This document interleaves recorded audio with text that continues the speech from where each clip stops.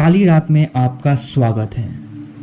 Truck driver ज़्यादातर रात में ही दूर का सफ़र करना पसंद करते हैं और इसी बीच कुछ ऐसी घटना उनके साथ घट जाती है जिसे वह चाह कर भी भुला नहीं पाते हैं। तो आइए चलते हैं एक ऐसी ही खौफनाक घटना के तरफ जो कि आपको ज़रूर सुनना चाहिए। मैं और मेरा खलासी एक ढाबा में खाना खाते हैं और घर जाने के लिए घड़ी में समय देखते हैं तो रात के 10:35 हो रहे थे। रात काफी हो चुकी थी, चारों ओर अंधेरा पसर चुका था। उस समय जून जुलाई का महीना था। इस महीने में बारिश कब आ जाए कोई ठीक नहीं होता, पर उस वक्त बारिश नहीं हो रही थी। खाना खत्म करके जैसे ही हम ट्रक की तरफ बढ़ रहे थे, अचानक से आंधी आ जाती है और बादल गरजने लगते हैं। फिर उसी वक्त थोड़ी थोड़ी बारिश भी स्टार्ट हो जाती है। यह देखकर मेरा खलासी बोला, उस्ताद अभी रुक जाते हैं यहीं पर, सुबह होते ही निकल जाएंगे। फिर मैंने कहा, नहीं नहीं, रात भर तो नहीं रुक सकते। अगर सुबह तक गाड़ी मालिक के पास नहीं गया तो बेवजह बात सुनना पड़ जाएगा। खैर हम लोग बारिश खत्म होने का इंतजार करने लगे, पर बारिश धीरे धीरे और तेज होती गई। फिर मैंने कहा, चलो चलो, ये बारिश रुकने वाली नहीं है। फिर हम दोनों जल्दी से ट्रक में बैठकर वहां से निकल गए। बारिश इतनी तेज थी कि गाड़ी के आगे का शीशा धुंधला हो जा रहा था। मेरे बगल का शीशा टूटा हुआ था, तो हवा के कारण थोड़ी थोड़ी पानी अब गाड़ी के अंदर भी आने लगी थी। रात काफी हो चुकी थी और हवा बारिश के कारण बहुत ठंड हो गई थी। शीशे से पानी आने के कारण मेरा शरीर अब भीग चुका था और हल्की हल्की ठंड भी लगने लगी थी। वक्त के साथ साथ रात जैसे जैसे घनी हो रही थी, बारिश छूटने का नाम ही नहीं ले रही थी। कुछ ही देर में मुझे आगे सड़क पर बस पानी ही पानी नजर आ रही थी। मुझे पता था कि इतनी रात में हाईवे पर सिर्फ ट्रक ही नजर आते हैं, पर उस रात वहां मेरे ट्रक के अलावे और कोई भी गाड़ी दूर दूर तक नजर नहीं आ रही थी। मेरा गाड़ी अंधेरे को चीरती हुई तेज रफ्तार में आगे बढ़े जा रही थी। तभी अचानक से मेरे नाक में एक बहुत ही सड़ी हुई दुर्गंध आने लगी। वो दुर्गंध इतनी तेज थी कि कुछ ही देर में मेरा दम घुटने लगा।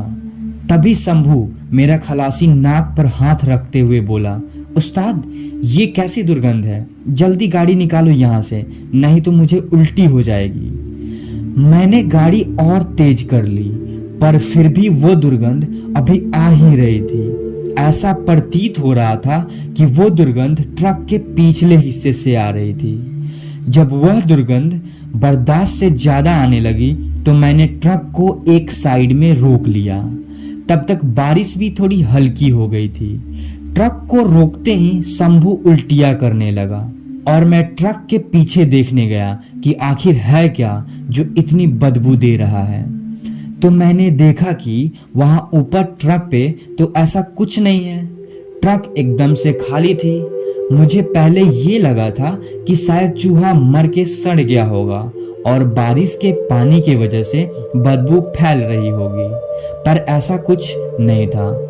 फिर मैंने यह बात शंभू को बताया और उसे कहा कि चलो अब शायद दुर्गंध ना आए। फिर शंभू ने कहा, उस्ताद अगर अब यह दुर्गंध आई तो मुझसे बर्दाश्त नहीं होगा। फिर हम ट्रक में बैठ गए और ट्रक को मैंने जैसे ही स्टार्ट किया तभी मुझे अचानक मेरे ट्रक के सामने से रास्ता पार करता हुआ एक आदमी दिखा। रात काफी थी और बारिश भी उतनी थी, फिर भी वह आदमी इतनी रात में कहाँ जा रहा होगा। यह बात मैंने अपने मन में सोचा और उस आदमी के रास्ता पार करने तक रुका रहा। वह आदमी ठीक से दिख तो नहीं रहा था क्योंकि आगे का शीशा धुंधला सा हो गया था, पर वह बहुत धीरे धीरे रास्ता पार कर रहा था और उस वक्त जो हमारे ट्रक में दुर्गंध आ रहा था वह अब बंद हो चुका था। अभी वह आदमी रास्ता पार ही कर रहा था कि तभी शंभू ने मुझे कहा, क्या उस्ताद अब रात भर यहीं रहना है क्या? तो मैंने कहा, अरे उस आदमी को रास्ता पार तो होने दो, तब चलते हैं। तो शंभू ने कहा, क्या, किस आदमी की बात कर रहे हैं आप? ये रास्ता तो पूरा खाली पड़ा है। फिर मैंने कहा, क्या बोल रहा है तू? तुम नींद वींद में तो नहीं है?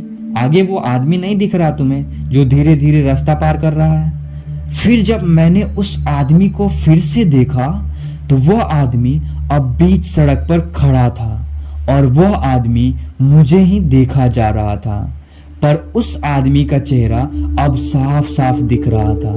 लेकिन ये क्या, देखते ही देखते उस आदमी का चेहरा एक बहुत ही खौफनाक तरीके से बदलने लगा। मैं देख पा रहा था कि उस आदमी का शरीर जगह जगह से सड़ा हुआ था और उसके शरीर से मांस सड़ के अलग नीचे गिर रहे थे। अब उसकी हड्डियां भी दिखने लगी थी। उस अंधेरी रात में मेरे ट्रक की हेडलाइट की रोशनी में वह आदमी अब एक पूरी तरह से हड्डियों की कंकाल का रूप ले लिया था। यह सब नजारा देखकर डर के मारे मेरा शरीर थर थर कांपने लगा। इतना देखने के बाद मुझे यह तो पता चल गया था कि वह कोई इंसान नहीं है, वह एक भूत है। मैंने जल्दी से ट्रक की एक्सीलेटर पर जोर लगाई और उस कंकाल को कुचलता हुआ आगे बढ़ गया। फिर मैंने ट्रक की साइड मिरर से पीछे देखा तो वह कंकाल मेरे ट्रक के पीछे पीछे दौड़ रहा था। मैंने यह देखकर ट्रक और तेज कर ली और इस बीच शंभू मुझे बार बार ट्रक को धीरे चलाने को कह रहा था, पर डर के मारे मेरा इतना बुरा हाल था कि ट्रक के एक्सीलेटर से मेरा लात हट ही नहीं रहा था। कुछ दूर जाने के बाद मुझे एक पेट्रोल पंप दिखा तो मैंने जल्दी से अपना ट्रक उस पेट्रोल पंप की तरफ मोड़ लिया और उस रात हमारी जान बच पाई। मगर कौन था वो और सिर्फ मुझे ही क्यों दिख रहा था, ये मुझे आज तक नहीं पता।